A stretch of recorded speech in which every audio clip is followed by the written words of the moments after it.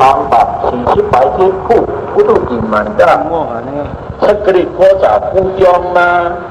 อีกก็พ้นกว่าที่มาถึงมาวันพอถึงสวรรค์ยังไงก็ไหนเชิงเมื่อวันเดือน6 ลำ4 คันยาวในเรื่องต่างป้อยลงเรียที่ธรรมะป่าล่าเขาได้สั่งขึ้นอยู่ขึ้นในเรื่องเสียได้ในกามุ่นสั่งจุ้มซื้อเนี่ยหนาพิวอียุ่งจีน่าตัวการอ่อนกันที่ข้างของหัวใน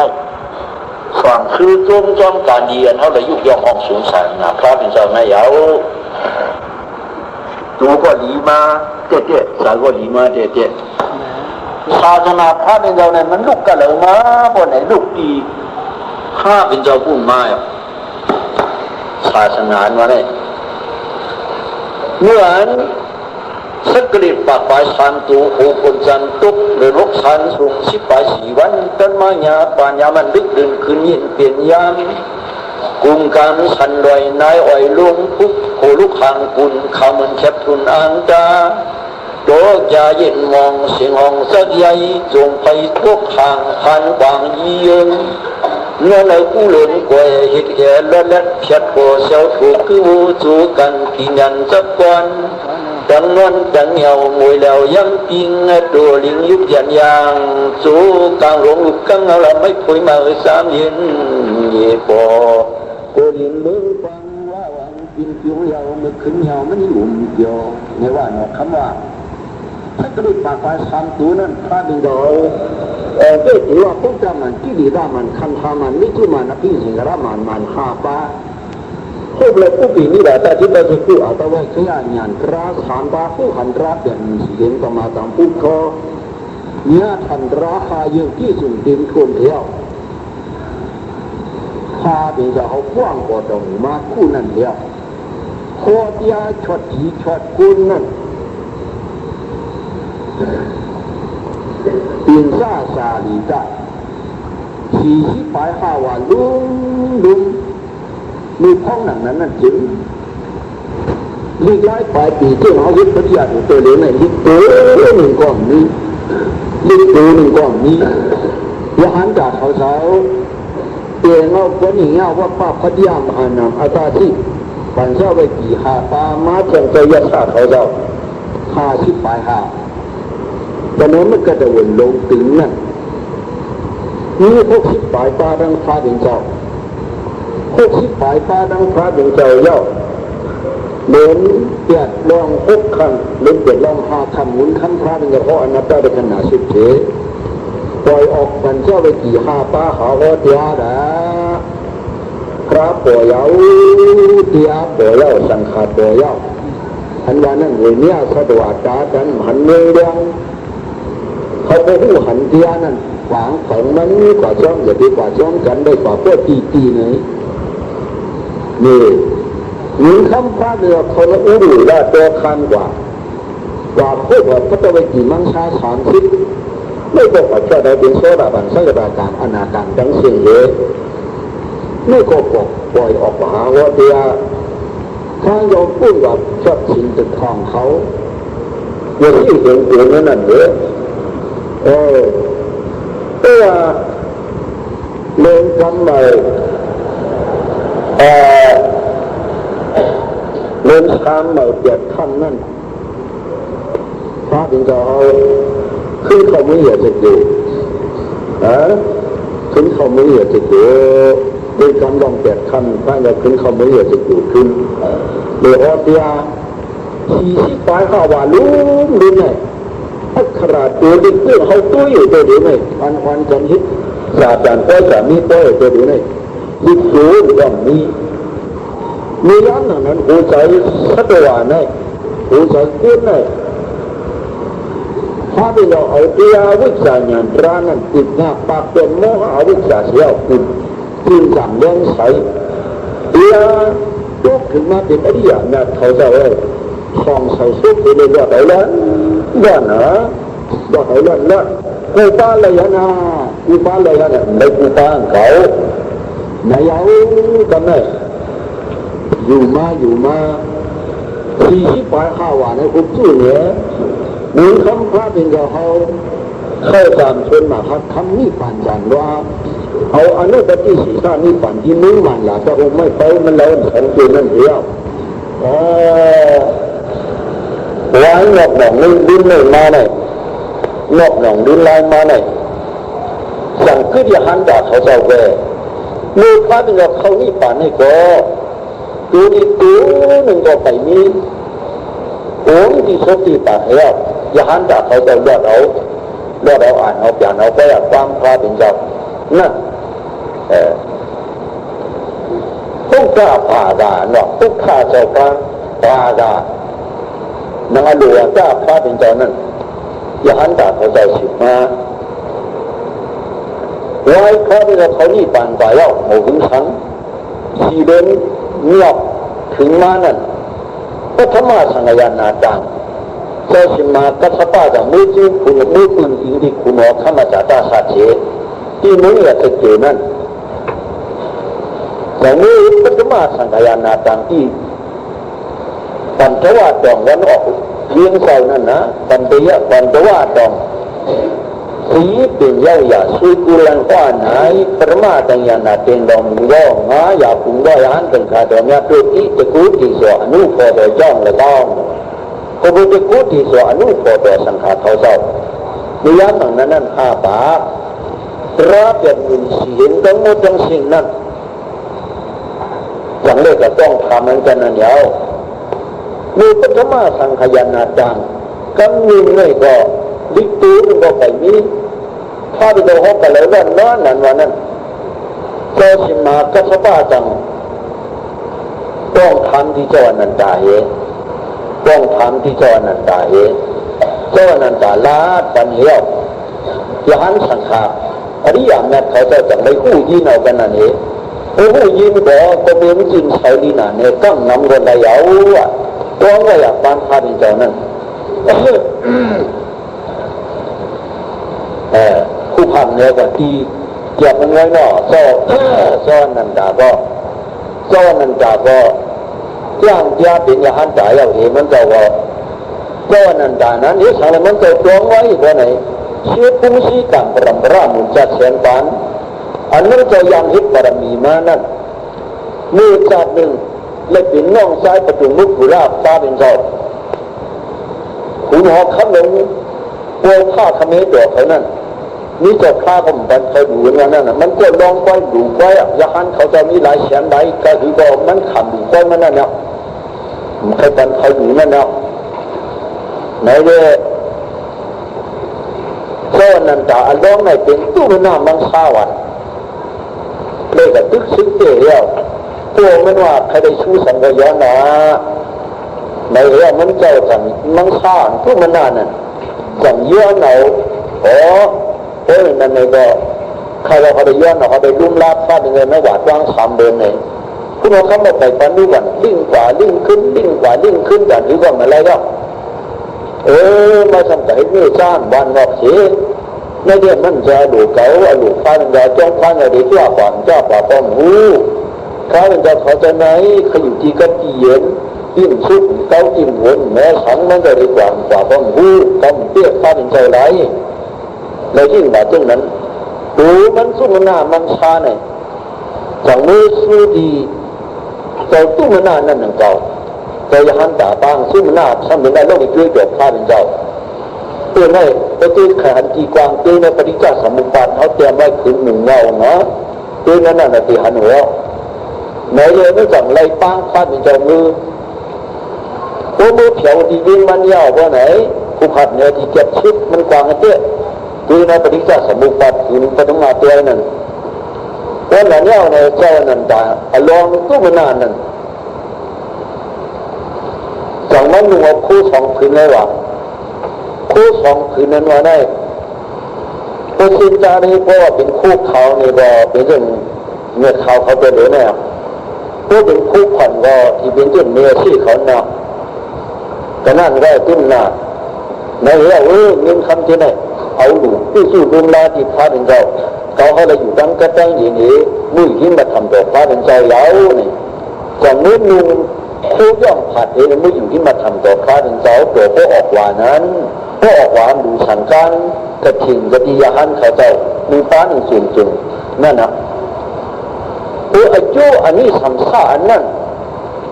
มาปัญญาอย่างสุดยอดมันจะสุดยอดไว้นะที่ว่าที่สูงก็ว่านันตาในงานมันเจ้านั้นเพราะว่าจะยิ่งเอาวันเหนือจึงบอกตูดิใส่ในเปลี่ยนมาหินเนาะมันตื้นมหาเนาะคนเราได้ยินเอาเพราะเราขวาห้อมหาปฏิปทานปฏิกุรุเรียนใจกับมาตะบัมบ้านี่คือว่านี่จริงของวันออกไม่ชิมาตีระไม่ชิมหิมาวนจ่าบุญเพราะเขาพุ่งข้างกันมาลาดได้ไหนก็เหมือนเรื่องทำไว้ในเปลี่ยนมาหินนั่นน่ะหัวใจมันเราถ้าเดี๋ยวพ่อพี่จะมาในเมืองผีว่ากลาง3 เดือนพวกขึ้นลงแถวเมืองกุลมาอดราเทียง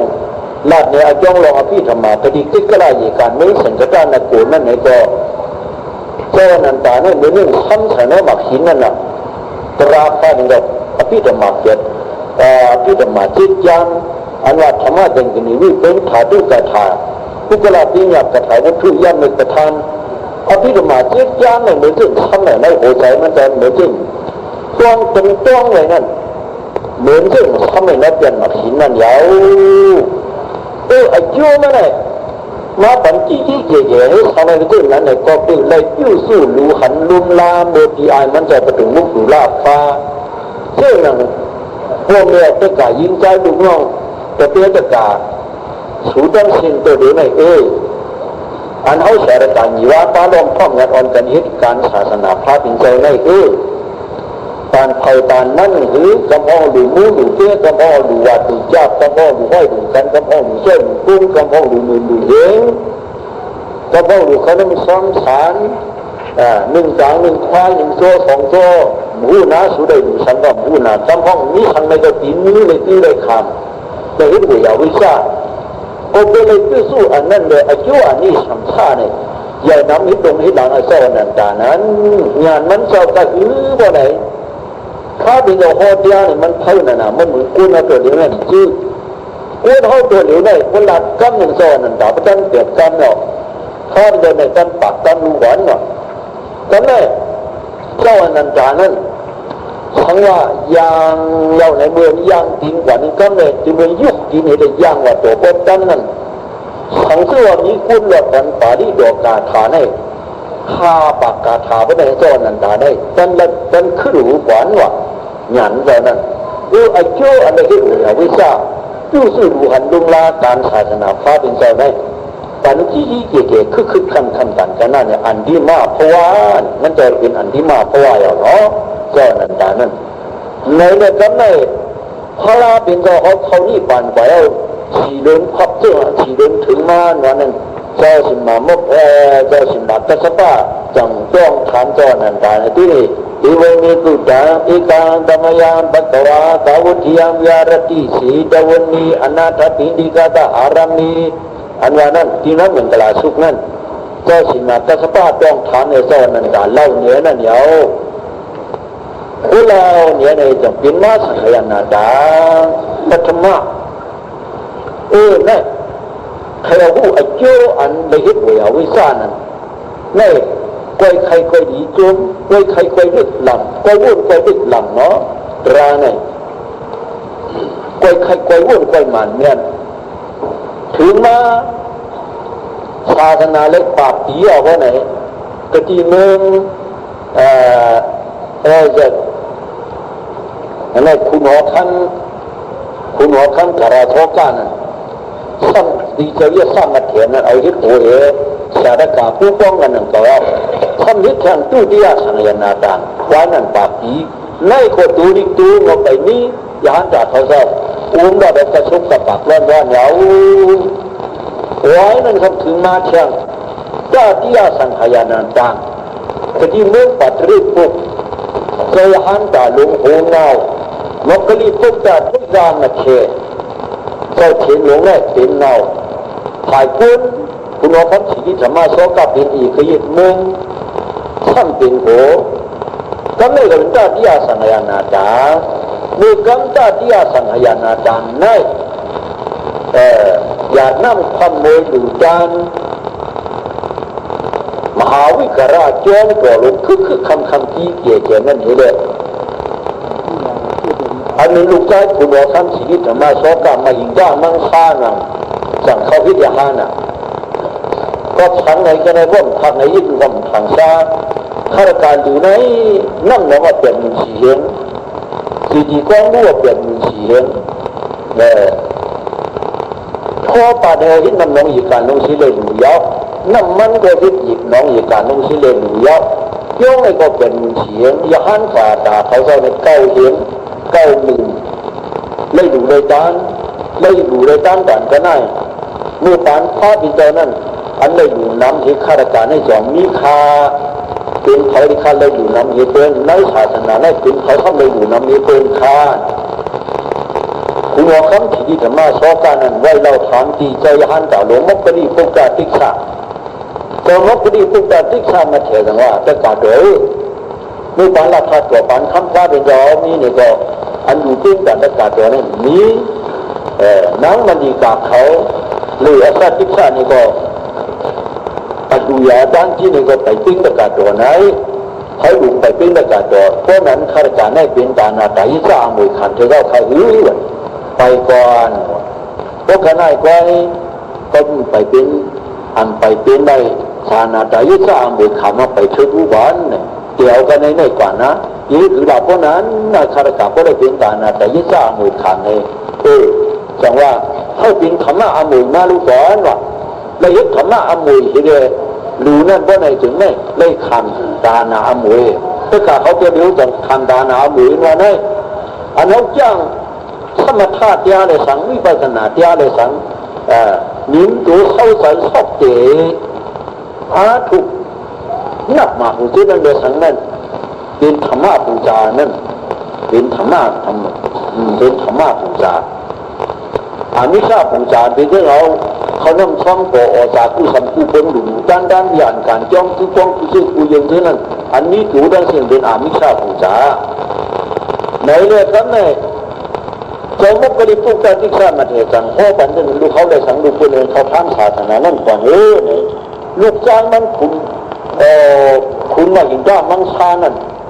ตัวมันอย่างทานอย่างลูกเราได้ทำศาสนาอะไรหรือในทำอะไรขาเขาจะใครเห็นถึงมือเจ้าเอาเขาทำศาสนานั่นถ้าใครเห็นหน้าเจเนนั่นนี่ใครเอาอ่ะไม่ได้มังสาสั่งเขาทำไม่จานน้องยิงมันไม่ยิงจ้านั่นที่น้องสิงข้ามไม่กล่าวอ่ะซ้ำเอากันซ้ำดังคือโขนั่นเรื่องไหนเอาจีมิลาในเสียงสังเหมือนนะนั่นนี่ลูกเลี้ยงอ่อนเชียลูกชายเลี้ยงอ่อนเชีย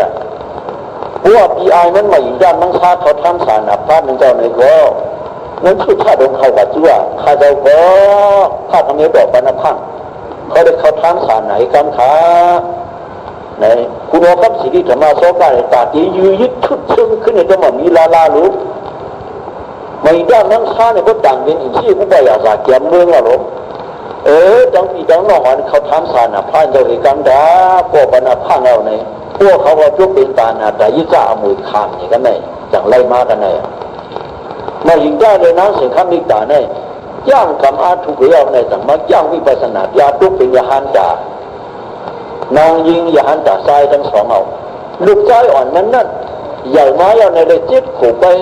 เขาทำศาสนาพระวิจารณ์ซ่องปวดลุ่มเขาเลยเนปันจะทราบเป็นจะทราบกรรมฐานเรียเหวอนิจจเรียทุกขเรียอนัตตาเรียเหทุกข้าปฏิปทาคิดปาปิญญาณมันเรื่องนี้ก่อนจิตของไอ้ทุกปีในหันจ่ายสู้มันหน้าตามันนี้สู้มันหน้าตามันนี้วะเนี่ยในเรื่องนั้นเขาปีน้องลุงหลานจะอ่อนกันเข้าเนื้อเมืองสีหัวกับพิสุสานาเมืองสีหัวปุ่นยาวการคุณเอาคำทุกท่ากับนี่มังจากเมืองพิสุสานาเนื้อเมืองสีหัวปุ่นเดียกันไหมอันเป็นยานจากเขาเจ้าคิดว่าลิกภาชาสีหัวนั่นลิกสีหัวนั่นมันเหมือนเช่นกำว่าพักหมัดแย้งกูกองในกำพองเดียนกำพองเดียมหันเนาะเจ้ามาอยู่ด้านมังสาในจังหวะปีนเฮ็ดกว้างมักด้าภาษาลิกไล่ปลายปีซึ่งอันญี่ปุ่นตัวเดียวนาโมตัสสะภะคะวะโตอะระหะโตสัมมาสัมพุทธัสสะเหมือนซึ่งตัวลิกปาลิโตซึ่งในมาจังเป็นมากกว่ามักด้าใน นี่ตัวลิงได้สั่งบอกมาปีเทขยะตีนดอหมูดอเดี๋ยวก็พูดมาตัวลิงได้สั่งมีมาเมื่อนั้นสักกระดิบปีเมืองเลยก็แย่แม่เนี่ยงาเสกชอบนิดในศาสนาพระเป็นเจ้าสักกระดิบจึงได้ซองปาก50 ปลาย6 ปีไว้นั่นมาเจ้าไม่ได้ให้สังเลมันเจ้าต่างไว้เหนือขราว่าไหนอ๋อวันนึงมือหนามาจึงอริยามรรคเขาเจ้าจื่อไหนเขาจำอนุปฏิสีสานิปันเขาจำทุนมหาคำกับมุดปุกวนโมหะมุงชังตุยมิงโมเนี่ยเขาบอกอมชุบเลยพิการตุ้งปุ่งชานกองอะไรอันเป็นระยะวันนึงมือหนามาจึงดึกได้พ่อมีตีตังขีจ้าว่าไหนที่มาที่หมายที่ตวงว่าไหนตีความพลาดเนี่ยที่หายโมเดียวเนี่ยมันเจ้าต่างไว้เป็นมาหมักท่าภาษานั้นสั่งเพียวมาอินทรียปอดกลางเพียวมาเมืองอินทรียปอดกลางนั่นเดียวที่เมืองสิโหใครขึ้นเมืองสิโหมือปานอ่อนดังคุณออกคำทุกท่าคำนี้มั่งนั่นเมืองสิโหเนี่ยมันสุกกะว่าได้เป็นซึกตึกตัวกันเดียวอย่าหันตาเขาเจ้าช่องก็เหมือนอะไรชุ่มช่องก็เหมือนอะไรชุ่มหาปลาอยู่เด็ดจอมเขินจอมคืนที่ซอกตีงับหรือโคุยชั้นร้อยชื่อไผ่หินมันหินผังน้ำผังน้องเลี้ยวต้องไม่ใช่เดือดมาซ้อมบ่มไรชุ่มเป่าปัดเอาทรายใหม่ๆในหิบของไอ้นอนอบใส่เนื้อนั่นคนรวมเงินใหญ่มานั่งหลอดไหลวันเนี่ยตั้งหลอดความพาเป็นเจ้าด้วยหลอดความพาเป็นเจ้าอยู่ปิฎกา3ของเท่านั้นตั้งหลอดกำพองหิบจอกเขียมาต่างหรืออบคนรวมเงินใหญ่มาเนี่ยตั้งหลอดความพาเป็นเจ้าอยู่ตรวจถึงมาสังขยานาต่างปานคุณโอครับทุกท่านกันนี่มั่งเลยก็ไม่เจ้ามาอินได้เทจังกินขยะตัวลิกนั่นจังเอามาเพียวมึงอินเดียพอดกลางแล้วว่านั้นมาจังแก่เทเพียพื้นร่างมาเลยตรวจถึงมาย้ำตัวเดียวสักกริดกัวจ่าเห็น3 บาท 40 บาทจิตชานาพระใน2 เห็น5 บาทหมายเช้าเก่าในเดี๋ยวว่าเดือน6 โมงมาตัวหลายวันมาในเลย4 วันในนี่ชานาพระตัวในหรือมาเช้าเก่าในเลยมากันหน้าเยาชานาพระศาสนาในมันกู้มือเดือน6 โมงมือพระเดือนกว้างวันนั้นมาสักกริเต้เดือนสร้างจานนั่นเตี่ยกันนั้นมาไม่ก็หลุดเป็นผู้สุก้าอันดูอวยต้องไว้ในเอากันไหนติกาโนติกาจะเบี้ยสิจะเบี้ยเสียสิชาอันว่ากัลยาณพุทธุสนาติลาวันดาติขากามาดิจีปิตราปุกวนวังยาหันหัดศีลหัดธรรมหัดเตียจ้างสวมวินิโตเตียพระเป็นเจ้านั่นนะว่าวิเนียที่ต่างตานะวิเนียที่ตีตาวิเนียที่ต่างตานะตานะที่ต่างตัววินิตีก็ศาสนาตีเนี่ยพวกกูหักศีลที่สี่ปีละเขาเจ้าอันย่างวิเนียนั่นจังป้ามาบอกว่าที่กวาดไว้ไปแล้วพอที่หายไปแล้วก็ไม่พวกกูทำสืบกันเตียงเทียงเฮ็ดเทียงดีตัวบนถึงมาปานหลักทักเป็นกระดิ่งนั่นจะมาป้อใส่สีให้เป็นหมู่เป็นขืนมาเป็นขืนสีในมาเหยาปีว่างก็เขาพ่อยิบแก้มหันดอกตัวเร็วด้วยอย่างนั้นสีนั่นซึ่งเขาได้หันในอัคราตัวลิกในมีมาในเหยาอัคราตัวลิกมีมาไหนโดดถึงมาปีนิดนี่ปีไหนว่าไหนเจิงชูเขาหากูก้อนในจังได้จุ่มพวกพบยาเสียจุ่มพวกยาเสียเลยเหมือนเจ้าสั่งสำเนียนเขาได้สั่งเจ้าอยหันเขาเจ้าได้สั่งเนี่ยเขาไม่ได้สิเขาได้สั่งจ้าว่าคุณคือเราเจ้าโมเจ้าเลยอ่านได้สอนหรือเจ้านั่นเยอะเลยตอบเกียร์ดิเจ้าไหนสั่งเสื้อลิกนั่นอันเป็นมีตัวลิกนั่นมาเพราะไหนจึงเขาที่กันอะไรกันเลยเมียความพระเป็นเจ้าว่าว่าเขาหมอยินเนี่ยหมอยินตื่นว่าหมอยินนั่นเนี่ยตัวนี้เตียอายาสานินจาพุทธาโหติดาเตียสัจประมัดสากาปิญญาบ่าวมันเขาเป็นเตรียมไว้เตียอายาสานินจาเตียอายานังลิกนั่นเหนียวไว้พุทธาโหติดาตูนหัวไม่ได้เป็นบุญคำพระเป็นเจ้ายาวเตียสัจประมัดเตียเตี้ยนั่นเด้เป็นปรมาธาเตียจงเขาปฐบปรมาธาเตีย พวกไปย่างกรรมวิปัสสนาเตียผู้ซักถึงมาอุทิยพยาญาณเตียขึ้นเหนือว่าในจึงไปหันรูปานเพราะว่าตมาตนาญาณไหนละตีตมาตนาญาณนั้นที่หันมาในขณะยี่สามปาอนิจจเตียทุกขเตียอนัตตาเตียอันเป็นอนิจจทุกขอนัตตาเตียปมาตินักตัวนั้นปรมัตถเตียนั้นอนิจจอาจารย์มันเมียอันวางก็หันมากันนั่นก็มันเป็นมือเดียวลูกมือเดียวก็ที่หันมาที่อุทิยพยาญาณเตียนั่นยาวเป็นเนี่ยเป็นลูกจิ๊กสมบูรณ์พับบนนั้นใจญาณนั่นยิ่งหันมากว่าที่หันที่นักอุทิยพยาญาณเตียนั่นยาวนั่นเป็นปรมัตถเตียเตียอายาสานิเตียทุกข้าหัวตีดานั่นเป็นเตียอาจารย์สังเสวดีนั่นมีว่าในก่อนนั่นก็ทำปานพูดเชียงรู้ว่าก็ไหนเลยลีกไล่ป่าปีตราจำกันอันมีไว้นั้นซึ่งเขามันจะบัดเนี่ยเมื่อไกลสุการวินิยพิธรรมาตราเช่นนั้นหรือมันจะว่าติ่มหงมันบ่ติ่มหายในเชิงเขาสารเบียสารการในเดวันกันยุกย่องห้องสูงศาสนาพระเป็นเจ้าในอย่าเบี้ยศาสนาพระเป็นเจ้าในเลยปล่อยหงหายกว่าเพราะว่าศาสนาพระเนี่ยปล่อยหงหายปล่อยดับละหายจริงตัวเขาสวมมองไปเพราะในจึงตัวกว่าที่ไหลในอายะปิชิปานวันนั้นที่เปลี่ยนแล้วอายะปิชิปานวางซึ่งว่าไหนนราชีภูมินี่พิจารณาที่อันความคลาความราความสมมาอ้อตาอันดีของต้นนี้นี่ปอกเป็นความพลุกซาวาจาซามีกว่าความป้องความหลักความเดินสินเดินซื่อคว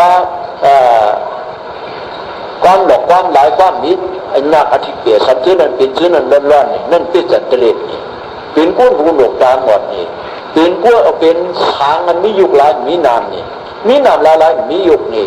เมื่ออายะปิชิปานั้นทั้งว่า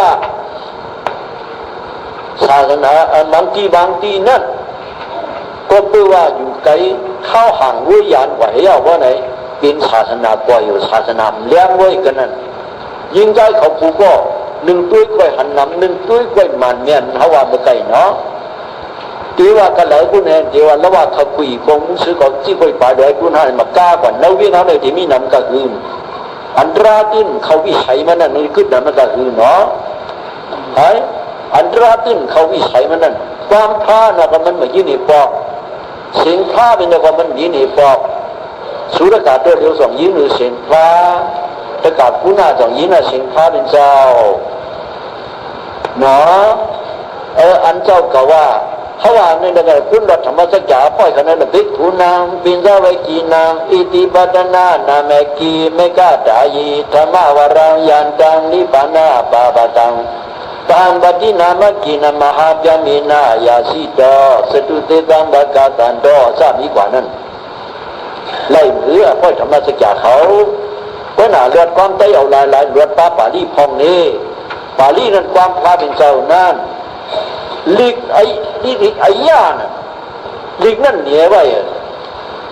อันหัวนักอธิเปียมันนั่นเป็นพระมัทธามันน่ะสัพพอมันเนาะเป็นสัพพอมันนั่นสัพพอมันนั่น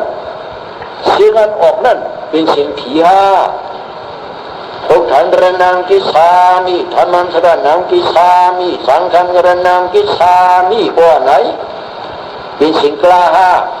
กล้าว่าไว้ห้าเขว่าไว้ห้าผีว่าไว้ห้าสังว่าไว้ห้าคุณเขาอยู่ในว่าไว้ห้าได้ว่าไว้ห้าไม่ใช่ความพระเป็นเจ้าพ่อไปสดาเป็นอัตอยคราดียาโดยคราบาโดยกัสดาดีดามาสามีกว่านั้นมีมาเนาะพวกภาษาเกี่ยวกับธรรมะตามพุทธมัตตุลังสามีกว่าเพราะไหนถึงนี่ความพระเป็นเจ้าดิกนั่นดิกย่านั่น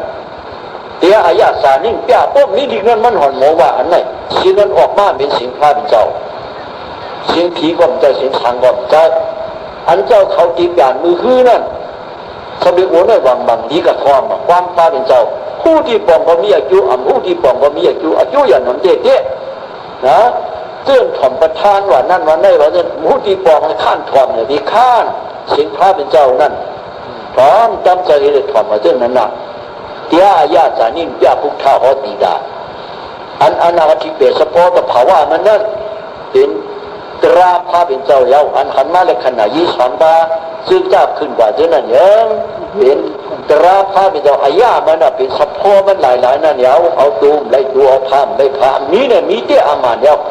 อันว่าอยู่เตี้ยนั่นเตี้ยนั่นขันมาเตี้ยอามันเนี่ยเตี้ยทองคาคับพึ่งอิงกันเปลี่ยนมันว่างว่าจะได้หันมาดีงามยาวในศาสนาพระเป็นเจ้าในพวกย่างพระหาจึงหัน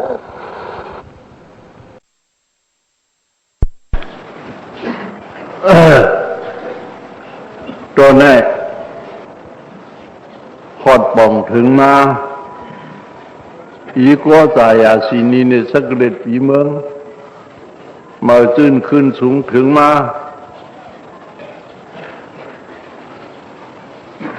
ที่350เต็มว่านี่ละคำปฏิดานะลองจ้างกรรมฐานเตียถึงมา23บอกเป็นปางป้อยนี่ละคำลงตามที่ซึ่งเรื่องเมืองหลงล่างคือวันไหน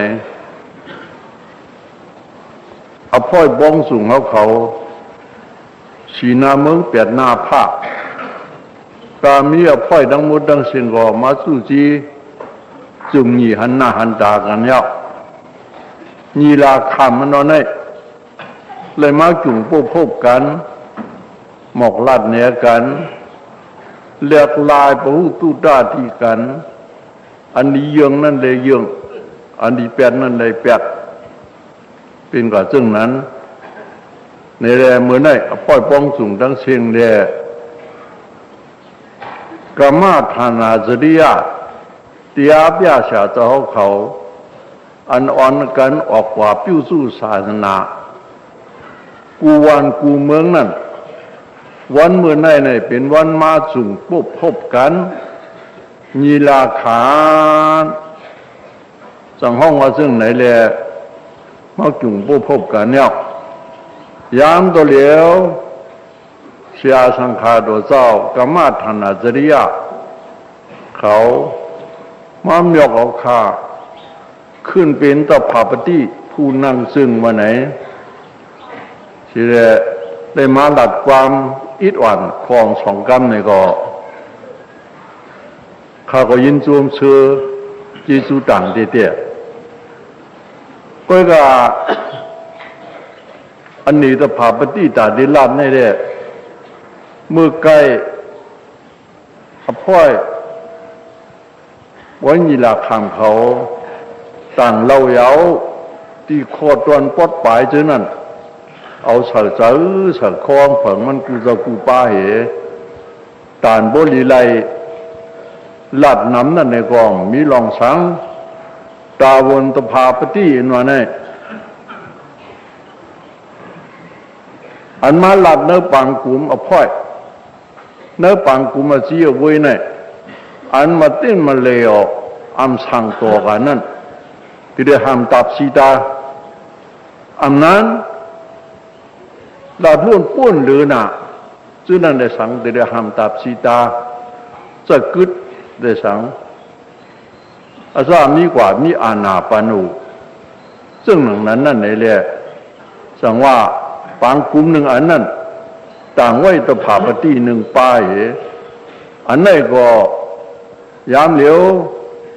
อภัยเขาข้าตั้งมุดตั้งสิ่งกรรมฐานจริยาเดียบยาเสียเจ้าตั้งสิ่งมั่มยกเอาขาเป็นตถาปฏินั่งซึ่งเหี้ยวเพราะว่ามาติ้นมาเลวอัมสางโตอัมกึ่งเลียบที่เนื้อปังกลุ่มนั้นว่าเลยลัดแม่นนำหรือมาไหนข้าดิได้ห้ามตับสีตายาวเจ้าเหล่าป้าเหล่าเดียบยาเสียเจ้าตุนเหล่าอภัยเหล่าเขาเชื่อมว่า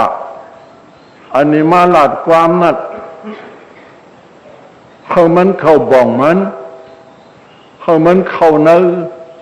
การศาสนาปฏิยัติปฏิบัติเหตุการปฏิบัติโดยหลัดซ้อมหนองการปฏิบัติตะโพตะเผาว่ามันทำมันตุกข้องตุกแอบตุกล็อกตุกลายมันดีๆงามๆนั่นไว้สหัตถฐานหันสร้างทางล่างๆปืดลาดเนียกัน sang langอีกกันสมันตัวเก่าเลยก็พิสูจน์ศาสนาต่างวันต่างเมืองต่างที่สีแลนที่จำที่ไกลนั่นเลยจุงปุ๊บพบเมียนมายาวอันไหนถูกลีเลยลัดที่เนื้อปังคุมหลงเอาพ่อยป้องจุงยาวไหนออกลัดทางล่างเหนียปันอักขังซึ่งไหนขยอกแค่นอกูเจ้ากูโดนกูปามิวอันเฮาคาเลยจุงปุ๊บพบมานั่นไหนมิวลีเยงเอาเขาเลยเยงมิวอันลีเยงในก็เขาอ่อนกันเปียแปดเหมือนซึ่งวันนั้นเนาะกบไหน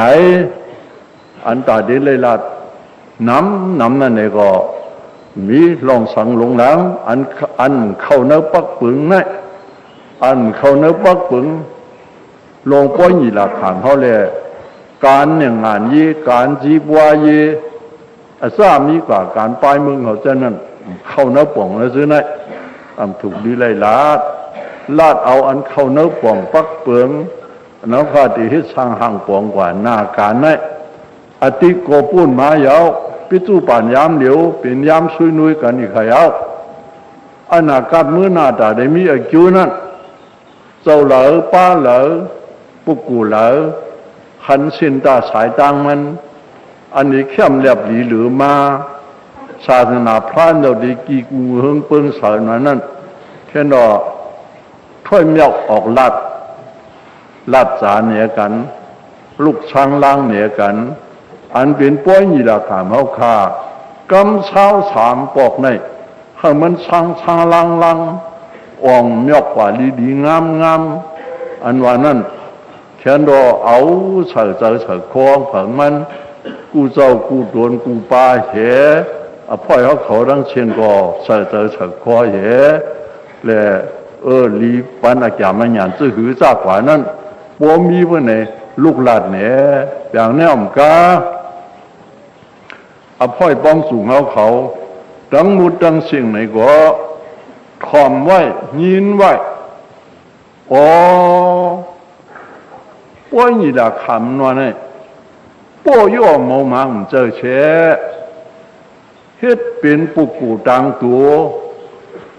สิ่งที่อามีคำพระเป็นเจ้าปุกกูตังตัวอริยามีเขาเจ้าอันเฮ็ดมาไว้พระเป็นเจ้าเขานี่ปานกว่าเย้าอริยาเขาเจ้าหาผามทำมาว่าสักกะเลยได้ปาก30 ปีมาภายในสมุติยาสังขารเขาเจ้าต่างตัวอริยาเขาเจ้าเหยิบเงามันมาตัวบดถึงมาศาสนาบ่ได้2 เฮง5 ปัก30 ไป 2 ปีเอาในเป็นกีสู้กลุ่มกุมหมุนเงาตมุกดิยาสังขารปีญาสีสุดอกก้องเขาเจ้าปีลาวันตะปีลีปีจระติขากามาปุกูเขาเจ้าสืบตามล้ามว่าเลยเปลี่ยนมาหลวงเปลี่ยนมาเยายันตัวเหลียวเขาไก่คนกุ้นอิสัตเลยมาญาศาสนาพระเป็นเจ้าในเขาก็ถึกเป็นจะดูปิเสียเตียกาตาทอกป้ามกำเถียมเตว่าตาเดียวเฉยข้อเฮเล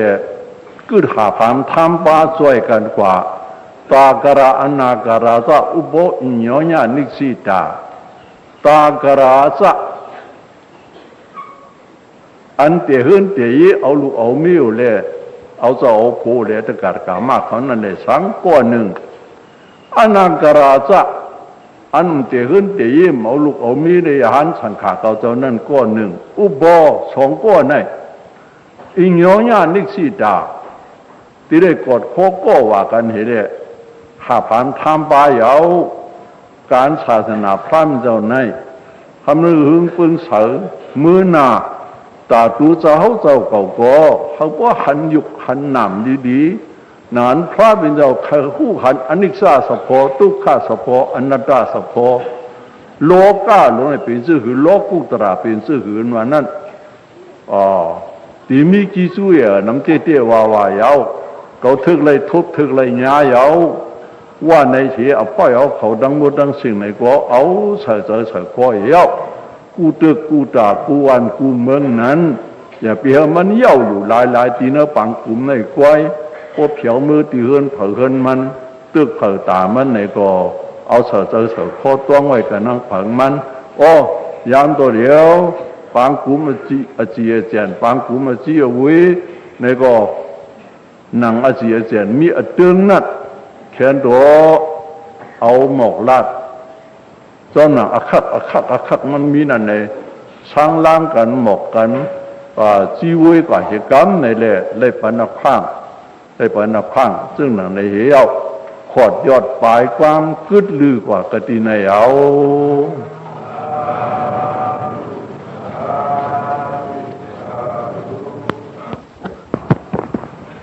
ปันนี่กุ้งช่วยก่อนฮะอันนี้เน็ตสักเด็ดเป็น350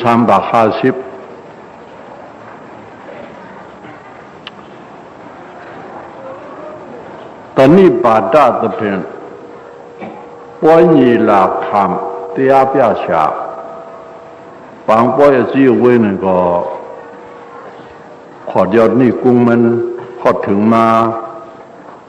ยามตัวเหลียว3 โมงไป40 เมตรถึงไม้เอาเลยตำรวจนี่กุ้งฉุกอีก1วันนะที่นี่กุ้งฉุกในก็บ่จังหลูลาจื้อต้มม้วนไว้เส้นจ้าไว้พย่องได้สอนนี่กุ้งฉุกอันเองเราเนาะกองมัวบ่มต่างที่ทางปลายมันแหลมเนาะก็จะได้ต่างที่อีกในดุงละบ้าหาปาดุงละบ้านหาป้ามกามินก็บ้าชิบ้าก็มิ่งก็อันใดหยับทั้งเชียงนั่นเป็นดุงละผ้าอ่ะว่านี่เราทำลงเนี่ยดุงละบ้ามยุ่งละหยับเต้เพราะว่าก็ดีราบราฐานะที่อันที่เจ๊ฉีเปิงเปลี่ยนว่านั่นเขาบอกเปลี่ยนเลยนี่ราคาที่เจ๊ฉีเปิงเปลี่ยนว่าปีจุงนี้เอาได้ก็แห่งกวนแห่งญาณกายบละญาณบละพวกกูนี่ญาณพ่อมเสียงปิ้งปากกันนั่นก่อนจงได้เป็นไรไหนเลยเป็นอันตุงละผ้าลงเป็นได้อย่าไปตีคนยิ่งป้าพ่อมกันต่างเหตุได้ก็จนนั่งคิดขากาล่ามันต่างเป็นไรอาเขียนนี่อันว่ามานขวานนั่นแหละนั่นก็เหมือนซึ่งเมืองปั่นบ่ได้ส่งขึ้นดีล่างนั่นก็เป็นระยับลงไว้อันหนึ่งอย่างนั้นเนี่ยมันก็ตุงละผ้าหาบ้ามก็เรื่องว่างก็เป็นยหันสังขารเจ้าดังเชียงเขาบอกขึ้นเปลี่ยนไรกามาฐานาสริยะที่อาเปียชาเนี่ยก็เอาลูกเปลี่ยนหยาบไรเนี่ยหยาบหนาเปิงหนึ่งกามาฐานาสริยะที่อาเปียชาเขาดังหูดังเชียงเขาบอกเปลี่ยนอสุยะธรรมจริยะเขาบอกเป็นสายข้าวปุกูกันเลยหยับหนาลงเปิงหนึ่งหมอเป็นธรรมจริยะเยาวโกเป็นอสุยะธรรมจริยะเยาวโกการปฏิบัติเนี่ยเพราะว่ามันเลยเลี้ยลาเอาตัวเจ้าเก่ากูด้วยตัวทบเสียนดังหูบึงปรมาสีอุสวาอาทุกว่าจอมหนังชาปัญจีการนิรันดร์ไข่เปิงเฉมาตรงจอมยุคนำตัวใส่เหมือนปืนฮิตเลียนไว้ปฐมะพอถึงมือเตียนเผียวมาในก็ปืนตืดโผมากวยปืนอนัตตาเทียยุกเตียนำเตียในหันโผมากวยทางหลังช้าช้าพอมันหันยุกนำเตียมันโผมาทางช้ามันเห็ดก็เผลอสองขาไว้เห็ดก็กันอยู่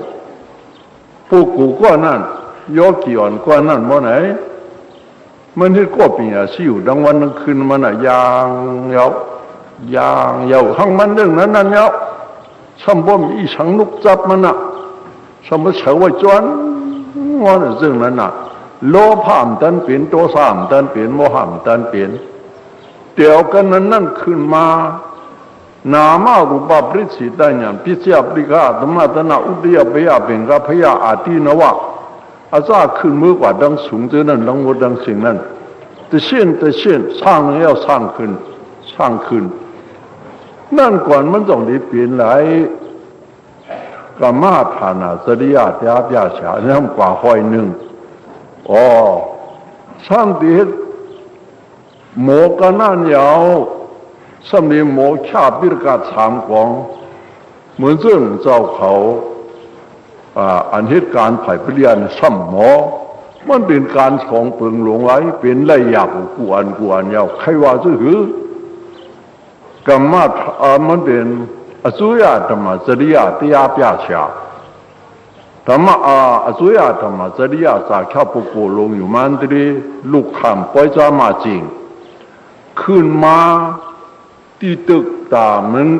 ถุงมูลาเหมือนกุนที่จะอุดมาบาลาปีเนี่ยสุยาตัวเดียวที่ตองจีนั่นมื่ออุชาลงคุณทุนนั่นแล้วชิมนั่นมาย้อนเปียเตียเพื่อมาย้อนเปียเตียบ่เนี่ยไม่ออกเขาก็พอจะมาจริงนั่นก็ใครเขาลุกมันเปียเตียน่ะใครเปียซุนมันน่ะมาย้อนเปียเตียมาย้อนเจ็ดเตียเนี่ยอุชาลงว่าเมื่อเนี่ยจะเขาเจ็ดรู้คาร์การีนั่งเปิดทองยกกี่ก็ขึ้นมาหนังอัดตึงขึ้นมามันนั่งเสียนกันเยอะว่าไหนเป็นไงเลยยกกี่เนี่ยนี่กองน่ะนี่กองนี่ล่ะสาหนึ่งล่ะว่าไหนว่าเป็นเนื้อยกกี่อยู่ลิ้วห้ากินเลยห้าเนี่ยว่าชาวลงว่ามันใช่เจ้าเขาเนี่ยก็ประความเตาเลยมันไล่เจ้าเขาเกี่ยวลงมาข้าราชการเจ็ดเจ้าหรือเปิดทองอุตสาห์ลงขึ้นเจ็ดนั่นอุตสาห์ลงตัวเลี้ยมเช่นการชุดมุนเปียเท่าเอวจอมันเป็นตั้งเหล่าตั้งนั่นไว้สองฝ่ายสองตั้งฝ่ายปฏิญาณปฏิปัติในกิ้วหอมปอมกันยุคเดียวหนามยาก็กิ้วหอมปอมเหมือนตื้นผัดกันเป็นอวินีพอกล้าไว้พยาปนลูกก็มีเลี้ยงว่ามันมีลูกมันมีเลี้ยงมันปฏิญาณปฏิปัติก็ถูนี่ละก็เป็นซึ่งนั้นเนี่ยเพื่อไหนเลยตัวเหลียวไหนก็เป็นอาหารสังขารเจ้าดังเช่นเมืองกุฎาภาษาปัดปืนในกูเจ้ากูป้าที่เป็นสาข้าวปกูลงไหลก็มชื่อกูเจ้ากูป้าที่เป็นธรรมสริยาปกูเปียเนียเปียอะไรก็มชื่อเปียไหลเนียไหลก็เพื่อนนั้นยามตัวเหลียวไหนเจ้าลูกเจ้าหลานเขาเจ้าน้องเขาเจ้าเจ้าอันเขาเจ้ากูดงกูป้าอาจารย์วันเมื่อไหนเมื่อไกลเจ้าผู้ขันนามูด้วยยีมูเขาพัดเหนือสลางกว่าพัดกว่าผายมานั่นคำว่าก็สร้างล่างเหนือกันเน่าตัวกว่าหนึ่งป้าเนี่ย1 ปีคาราเบียก็ปันสุมามาอิดอ่อนอยู่คำว่ายามตัวเหลวในก็ซึ่งไหนนั่นก็อายุจีอายุสู้ก็น้องมาสู้เบงายกยาเดียวเบตั้มเจนเขาคนใจก้อนหนึ่งการบารมีอาจงห้องวันหลังก็มีมาเลยเธอคิดหลวงการศาสนาพระมีเท่าไหร่ตั้งเขาตั้งอาศักเขาในตั้งศาสนาพระมีเท่าไหร่คำมันตายลุยกันว่าก็ได้ให้ดีแล้วก็รู้ก่อนเจ้าสาวมึงหนองวางเขาตัวลีคิงจงกาวะก็ได้ให้ตัวลีก้อยเนี่ยใส่ก็หลุดเขามันดีกว่าว่าไหนเหี้ยกูเจ้ากูตวงกูป้าเดี๋ยมีกันแล้วน้ำคันลอยแขนเป็นเปียจะแก้วหลาดำตึงมึงตึกหึกผ้าโจหนอผ้าตั้งขี้ผ้านางบ้องลิ้งเข้ากว่าปืดปันศาสนาพระเป็นเฮืองปึงเสาหังเผาหังมันตุกหนังอาเลียจ้าฐานะตีเผาตีมันนั่นมีตีเหลือเนี่ยก็ตุกกว่าตีเหลือนั่นก็ อ๋อกูเจ้ากูตนกูป้าตีเจ้าอ่อยห้อยเฮ่เจ้าอ่อนน้อยอันนั้นเนี่ยเปียอะไรปีนี่แหละไว้เจ้าขึงกึ่มอีกกำไหนเป็นกำขอดยอดมันเนี่ยเขาได้ใครแทงปันแห้งเจ้าลูกเจ้าหลานเขาเจ้าน้องเขาเจ้าเขาร้องมาหูจักสู่เจ้าหูจักเอาหลายป้าไว้ตาเนี่ยก็มันโมหูก็มันโมหูก็มันโมมันหันสังมันหูจักเถอในแล้วตัวเหลียวไหนอันนี้จึงคาร์เบนไอ้ดีถอดใช้หนังปล่อยไปแล้วสู่เจ้าตั้งญี่ปุ่นตั้งมัดจับลักตุกเนี่ยเขาเฮ็ดตาวนขับมันฟังหลงว่าเนี่ยว่าใครมีชื่อมันไว้อันนี้สองเขาอันตุกที่ฟังหลงว่าเป็นเพอไว้นั่นเองก็อย่าไปอากูมันน่ะละอันไหนขันพาลงอันไหนเนี่ยมันลืมหน้าลืมหลังมันลืมมันหูโป้หูสังหูสิงเย้าเหมือนเจ้าเนื้อว่าป้วนมาเนี่ยก็เจ้านั่นดีเสียหน้าวันโหเหี่ยวเฮ็ดว่าเลยเรื่องขันเนี่ยก็โตเตี้ยว่าเอาจื่อเอาเสียงมันเหี่ยมาปอกหึงนั้นปอกินซ้อมอะไรก็เจ็บวันโยกี่แขนวันหนึ่งอีก1 วัน 1 ก็2 ก็กันนั่นก็เปิดไหนอันนี้เขาเบี้ยตั้งเสาตัวจองตัวเนี่ยตั้งหลวงเนี่ยอากูสู่เจ้าตั้งหมดตั้งเสียงอันนี้พิ้วสู้สารนะหึงปึงเสาวันตามือนานั่นตั้งเก่าเลยตั้งศาสนาพระเป็นเจ้าในเก่าในเหตุจากข้าปกูชนนิชนลายข้าลิข้าลายกว่าปกคุยจาเต็มแต่กว่าก็มันเป็นไร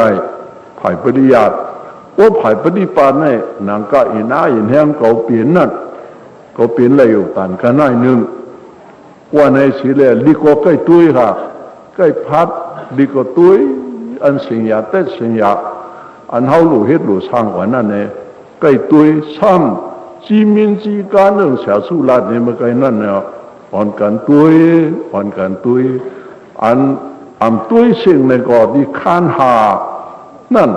ตุ้ยเข้าใจเข้าคอยเหซ้ำจีมินจีการอันลาดกันนั่น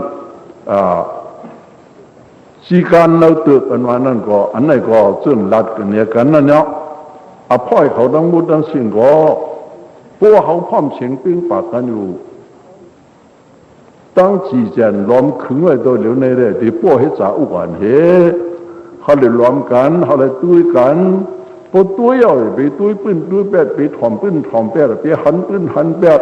เขาเอาใส่ใจใส่คล้องผังมันเสียโอ้กรรมฐานตะถุงลามินกุนเนี่ยจะเลือจะคืมจะเชื่อมีทั้งสีทั้งการเห็นเลยล่องเวียงเห็นเต้ว่าเลยอยู่นะขอบมันเลยให้หลงห้อยอันว่านั่นเขาเลยหู้ดีๆงามซื้อหน้าอภัยทั้งเสียงก็ถูกเลยหู้กันทั้งผังมันกูก็กูควรยาวอย่างนี้อภัยเอาทั้งนู้นทั้งเสียงไผ่ทั้งดอกอปะอเปียงเขาซื้อปุ่นในก็ถูกลีไลหู้ให้เลยถูกลีไลหู้โพสสิ่งดีนั่นที่ออกมาอย่าต้องหูลมงอนกว่าเอาป้อมเฮ็ดดีสะดังอันลีนก็ตีออกมาเยาวในอ้อเนี่ยเจ้าขันหาป้ายุ่งนำเจ้าตัวสารุขานับย้ำสู่เจ้าตัวลูกเจ้าหลานเจ้าน้องตัวเปียต้องเสียงสู่เจ้าในกันหนังกันในก็หักกันเปียงกันพ่อยเขาตั้งหมดตั้งสิ้นพ่อยหนึ่งในพ่อยหนึ่งก็หักกันเปียงกันพ่อยเสริมเมตตากรุณามุติตาอุเบกขาเปียมาวิหารราศีปาจะมาวิหาราวะแก้งดีสีเมียเทเลอยู่เช้าอ่อนแก้งดีสีเมียเทเลอยู่เช้าเจ้าเราบ้านเราก็อยู่กันแล้วในแก้งดีสีเมียหมอติดต่อกันหมอกับสืบกันต้องอภัยเขากันเลยกันนั้นตีหนึ่งเลยตีหนึ่งก็มันเหมือนกันก็อภัยมันซึ่งเมืองล่างขึ้นในได้หาตีว่ามีนะปีปองมันก็ปฏิฐานมาพุทธเปลี่ยนในเรื่องได้40 ปีเมืองก็เหลือยาวตัวเหลียวได้มังตีในซาเกิดเปลี่ยนควายอันหลีซึ่งหนังว่านั่นเหนือมันเตหลีมาเนี่ยเป่าสุดนะเป่าก็เป่าสุดก็สุดเชี่ยงเราน้ำเนียงหวานนั้นเป่าก็เป่าสุดกำมิดเนี่ยน้ำได้อุ่นมาลอยๆกำอื้อกับควันไหลวเอาป้อยเขามันซึ่งนั้นเขายาวพอรอกับว่ากืดแทงเมื่อไหร่ก็มันขำไรนั่นหรือมัน พอดีลีกว่าน้องชี้ข้างยื่นกันกว่าเฮปักปึงไว้มันยื่นกันน้ำยิบกำไว้แก่นไปคำปล่อยผ้ากามญาณวิริยะเสียนดำค้างเขาเห็นในที่เป็นนั้นเห็นนั้นที่เป็นไหนเนี่ยสติน้ำหูกวันตังอยากเปิงในพอเขาจ้างกรรมอาถูกจ้าเขาไว้สติละสติอ่อนลูกเลี้ยวในไปแต่ตีตะลงไปอ่องตัวมาสงลีปูดาสติอ่อนลุงในพอเขาสงลีดีว่าไหนเจ้าในเมืองกุลโลกาเขาในก้อยเหมือนกันนี่ปั่นก็ตีเลยหอดลูกขวัญนั่นวันนั้นกูสาวกูตวนกูป้าเลยอ้อถึงมาปีเห็น3 ปาก50 คู่วันเมื่อไหนเลื่อนชีมาจืนขึ้นในหาวันตันจีคันนี้เมื่อไหร่ข้าเบกวนเท้าในปันมาปันสุมาอ้อด้านนี่กุงชุกความขอดยอดหางไปในเล่มบอกว่าสู่เจ้าลูกเจ้าหลานเพราะว่าการบารมีถึงเลยพิสูจน์ศาสนาพระมันจะมีแทงก็ตีไปตายตีมีกว่าอันพวกกูอาชักเลยอยู่80 90จึงก็เปิ้นมีอยู่เก่าก้อยก็มีเหตุการณ์ปนเท่าหรือไหนเอาแต่มันปองขาสังโตเหลียวต้องบอกใครปองขาสังเราหั่นล่ะหลัดความว่าบอกใครปองขาสังเราในแลวันเหมือนในถึงตึกปองขาอีกนึงในแลมาปันสุงามาเขากูเจ้ากูตนกูป้าเลยอภัยป้องสูงเขาดังหมดดังเสียงก็เฮ็ดซึ่งปีออกน้องเปลี่ยนกันลุกอูเหลียวลุกแม่เหลียวนั่นฮักกันเปียงกันเนื้อเดียเปียชานี่ก็สู้ฮักกันเปียงกันเตียเปียชาหนึ่งกันฮักกันเปียงกันเตียเปียชาก็ฮักเนื้ออภัยเขาก็ฮักเนื้อเตียเปียชาเขาหมอนี่นออินอันกันนั่งมาผู้เจ้าในป้อห้อมคุยเนี่ยพำผู้ใจล้ำคิดในป้อหนาวยุ่มเหมือนว่าในอยู่บ้านนี่เขียนเปิงมาในตั้งดีมากก็เหมือนในขึ้นดีขึ้นนั่นเขาแช่มันจางเปลี่ยนหนูผู้ทุสนออุมาตะกอผู้ทุสานยองร้องมันจางเปลี่ยนหนูป้อจะห้อมดีหน้าตาห้อเปิงว่าในได้นั่นจางคิดกันอย่าไปหังเลยเปลี่ยนซึ่งนั้นในเดี๋ยวชี้ขันคำเผาร่วมใจกันปุกเผาตุกใจกันเก็บความผลีก็เอาความเผาหมกก็เปียดซึ่งอันวานั่นแหละฮักกันเปียงกันเหี่ยวเขาเฉดเปเฉดกะมีว่าปลาล้อมพร้อมกันเหี่ยวกอดโคก็ว่ากันอันเป็นรองจ้างตามกรรมหาตริปัฏฐานาตราตัวเมียดในพระเป็นจะไหวปะเนี่ยดีๆงามอ้อเขาหาซ้ำสืบมานี่คันถาเท่าไว้มือมันจะอาทุมันบอกกะหือไว้นอมันบอกกะหือไว้เฮ็ดติ๊กไงยากว่า8 ปีปุ่นรู้ว่าน้องตัวนี้ถึงเจ้าถึงค่อยเลยสำหรับใครคิดตั้งตู้กิ่งลงหวยไปละโลกเก่าในมือเกี่ยวลงภายบ้านหลังไหนป่วนมาไหนก็ป่วนมาไหนท่านจะไปเจอตู้ไหนก็หลงว่าไหนไล่เป็น8 ปีตู้18 คู่ต่อถึง25 คู่เนี่ยไล่8 ปีนี่ถึงมา8 ปีเอาปีเห็น3 บาทไป25 คู่มาตัวในเด้เปลี่ยนเรื่องอันว่าปักผึ่งไว้มันยื่นกันน้ำตายก็ตายเอาคันในเด้ตึงตายเนื้อในเอาเฮ็ดหือก็ตายเนื้อในเอาอีสังใครมาเอาสิการนี่นั่นแล้วมันนึกสักกะหือในก็มันเปียดเอาเฮ็ดหือก็เปียดตายก็ตายเอาข้ามตายเอาเขาขาตั้งหมดตั้งเสียงยุ่มย้ำสิ่งที่อามีคำพระเป็นเจ้าอัตตาหิตาอจุตูเขาก็เขามีเยอะน้ำพระหิตาอจุตูเพื่อนต่างก็นั่นเขามีเยอะน้ำก็เลยให้เขาได้กว่าเปียจ้ากันนั้นก็เลยไปดีเขาได้กว่าเปียจ้ากันนั้นก็สุ่มมาบ่ยินเงี้ยมาที่ซึ่งนั้นนั่นกว่าอาสานิยกยาผู้ชายฮัดผ่านสั่งแจดนั่นเขาเป็นในสีกรรมเขาเป็นพวกโกทุพวกโกฉุนพวกโกมุนพวกโกเนี่ยพวกโกมีกุ้งมีหมุนพวกโกหาพามทำเปี้ยอะไรการด่าถูล่าวิปัสสนาถูล่า2 ปาเขาเป็นยิ่งดีไซน์เนี่ยทั้งพลังมันเฉลี่ยพวกโกทุพวกโกฉุนพวกโกมุนพวกโกเนี่ยอายุหลงหารับอายุอาศักก็ให้ดีๆเนี่ยเข้าหึงให้ปองขึงศาสนาพระเป็นเจ้าอายุตัวเก่าและอายุปูนเปื้อนกว่าวันตาเมื่อหน้าใหญ่น้ำเสียวพอถึงอันดีมาเพราะจัดชุดจัดเช่นนั้นเขาดังมือดังเสียงไหนยามสุดยามเสียงนั้นยามสุดยามเสียงเนาะจัดชุดจัดเสียงยามสุดยามเสียงจัดเนื้อสุดยามมันก็สุดยามนั้นยางเย้าในก็จัดเนาะอยู่กับยืนเอาในก็จัดเนาะไอ้ขิง จัดชุดจัดชิงยามชุดยามชิงนั้นเขาอ่อนกันตุกเป็นปกุสุขาปฏิปทาคิดป่าบิญญาปกุจ้างเที่ยก็จ้างง่ายๆเลยเที่ยก็เลยง่ายๆคุบเรรหัสตามากหลับสันแดงซับเซบแทบขาดปาดพุทธสุดเป็นคือเสงขาราจั่วเราเข้าสู่อยู่ในปานที่สุขานิพพานักกัดเดียนักถึงเปลี่ยนใดเอกันดามุขหังผามันกูเจ้ากูป้ากูก็กูโกนกูขุนกูนางตั้งหมดตั้งเสียงเสียกรรมด้วยตา